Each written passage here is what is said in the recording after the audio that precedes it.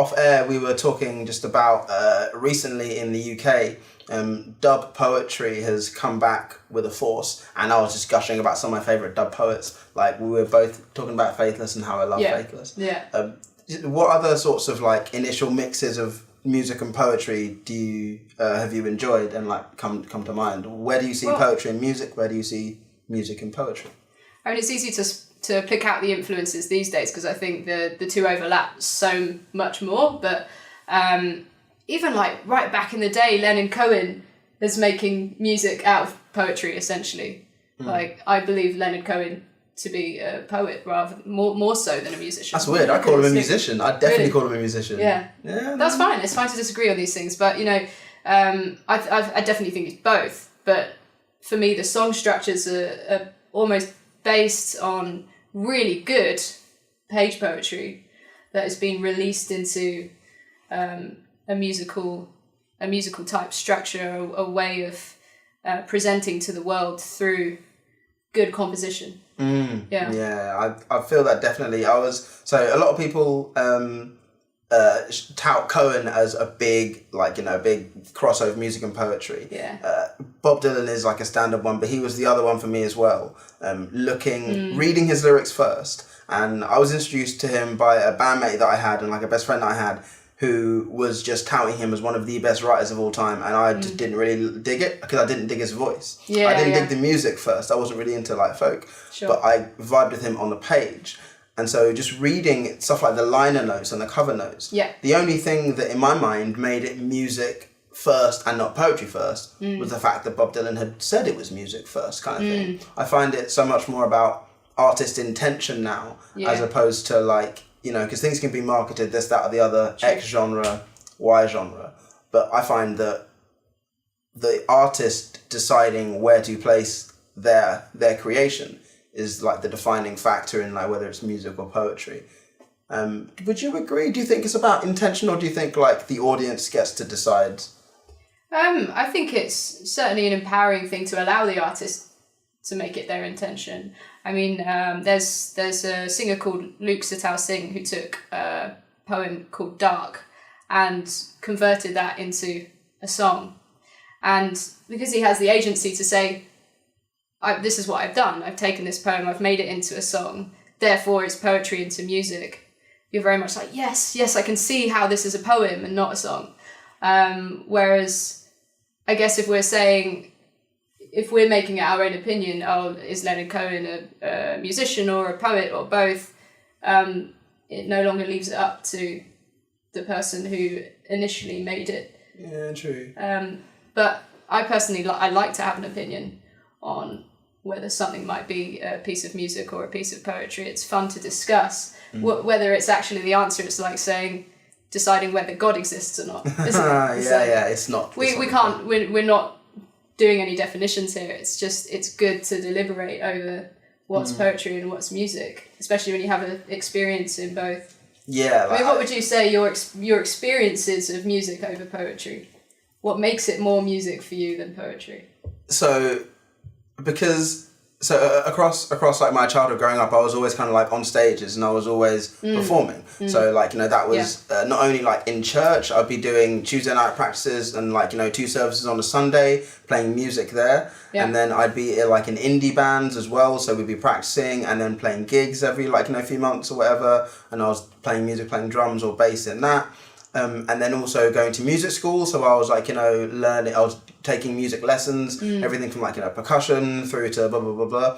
But that was all so music focused that when I kind of like left the performance side of music a lot, I was thinking, now that I've got all these skills, now that I've got this kind of bedrock, what can I do with it? And funnily enough, that's when I found poetry. I used music as an introductory point to investigate like my own artistic voice with words, because in the middle of all the music stuff, it was always words that captured me and like got me interested. So like hip hop, and then obviously lots of stuff about like indie, not even indie culture, but like Pete Doherty, who I was really enjoying at the time. And then lyrics, it was always the lyrics.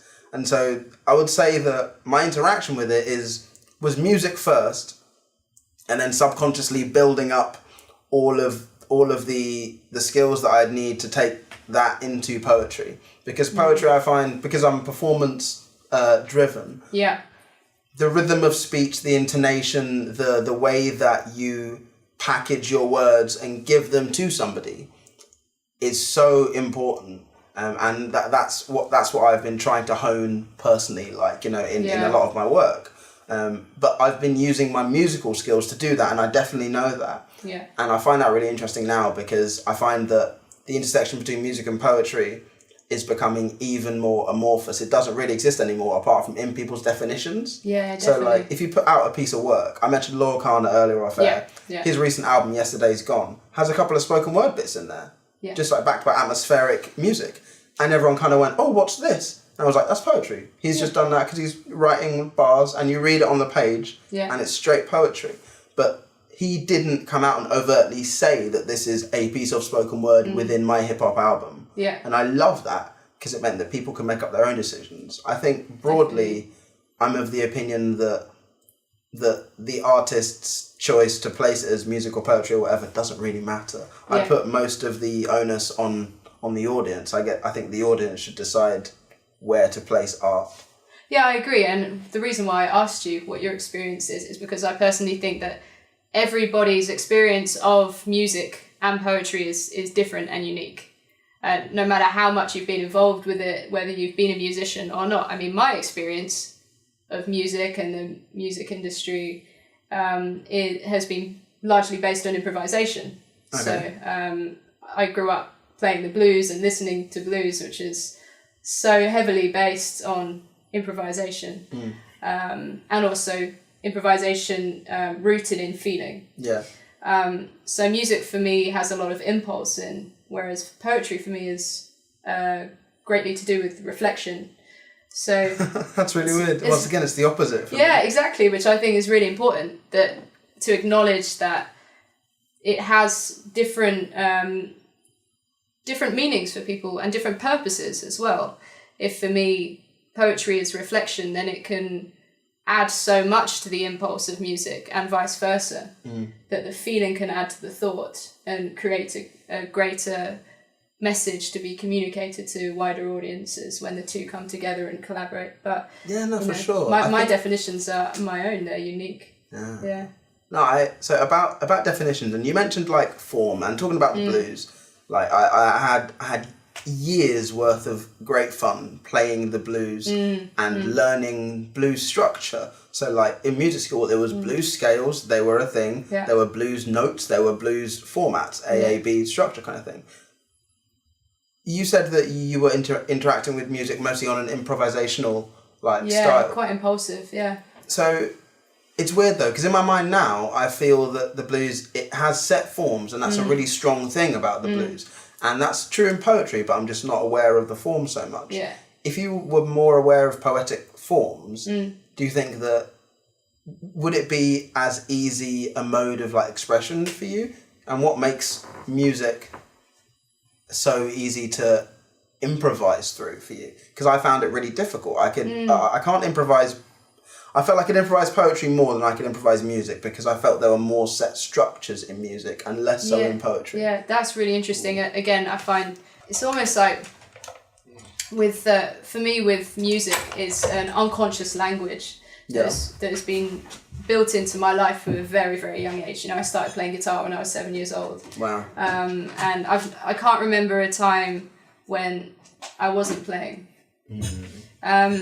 So those forms are almost inbuilt into me, and also the fact that it's taken from feeling. For me, like I can listen to a piece of jazz and feel sad, and then elated, and then angry, and then happy, and then mystical, and it's just kind of like a series of emotions that I can improvise over. Whereas I experience poetry as a reflection that is more, in a way, more sophisticated. Because of the layers of language are further away from what we primitively understand as communication. Language came later. Yeah. So that's why I find it harder to improvise on, because I feel like it's so important what we say. What we say is how we reach other people in words, holds so much power, and I don't want to mess that up in a way. There's more pressure. more pressure than just emotions and cueing people's emotions. Yeah. I mean, music. So a thing that I always loved about the blues that I did feel was not related to the form is that it was about setting up a structure where you can just play it for literally until the cows come home. Yeah. And then within that form there is space for improvisation. That's where I came to know the blues from. Like, it was a way that I would listen to like a B.B. King or one of these great artists who would play for like 10-15 minutes as an intro, and then they'd start singing, and then they'd start talking. And I always heard that initially as poetry. But I always felt that within the poetic forms, to be able to use the poetic forms to express yourself more, I think you're right. It does feel a little bit more sophisticated. Like, elitist is not a word I want to use, but it kind of defines what I'm going for here. How do you think that people can, basically, how can we make poetry more accessible in the same way that like the blues and jazz is? When once you understand the structure, blues structure is like relatively simple, you can get simple jazz structures. What are there simple poetic structures that people can start off with to be able to express themselves through that? I think it's very hard, because with music it's so instinctive. If you were to say, okay, musically express yourself under the term anger, you could just be like, la, la, la, la, la, la. Rage. Just rage and rhythm, and you can start hitting your body and doing all sorts of things. Whereas if you were to say, okay, let's all do an instinctive poem right now based on anger, even if you had that set theme, you'd have to start picking words out based on that emotion, and then linking them together into some kind of pattern that makes sense. Because poetry inevitably has to make some kind of sense, or does it? I mean, that's how I experience poetry. That it makes some kind of sense to put out a message.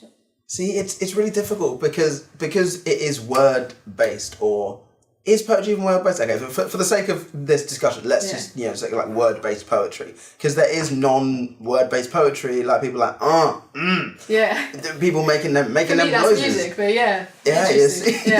So but for word based poetry, I think it's a lot harder, because the way that people learn poetic structures and forms is so often terrible. They're taught in the way, where it's like, you have a bad English teacher and then all of a sudden it's ruined poetry for you. People don't experience music in the same way. They just know the music that they like. I always knew the words that I liked, and kind of, the way I wanted to express it. It's really difficult, but I think that the way that poetry is taught, and obviously music as well, but because I'm words based, the way that poetry is taught needs to be like upped massively. It's too important. I completely agree, but it would never reach on a level that music does with, for instance, people who suffer from autism and severe autism, where they can't communicate through language, and people who suffer from dementia, or they can't communicate through language at a certain point. Music will always do that.